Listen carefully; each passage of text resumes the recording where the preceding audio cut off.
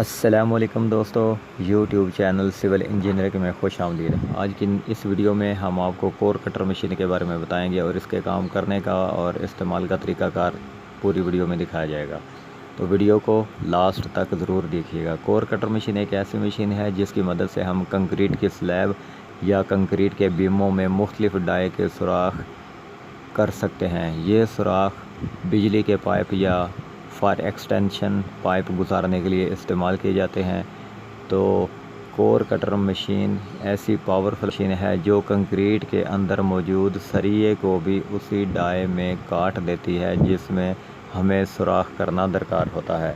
तो वीडियो का तरीका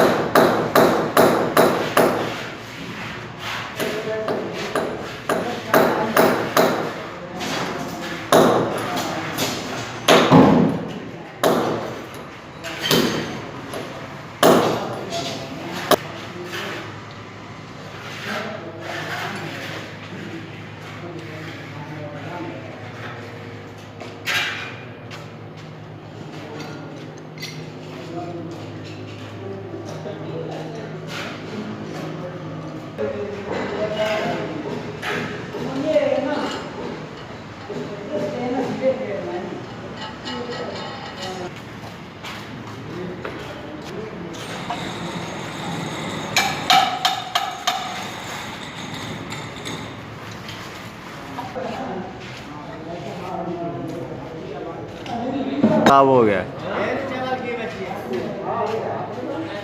और देखला वीरा ने चढ़ा के उत्ते फिट भी करता मशीन ਨੂੰ।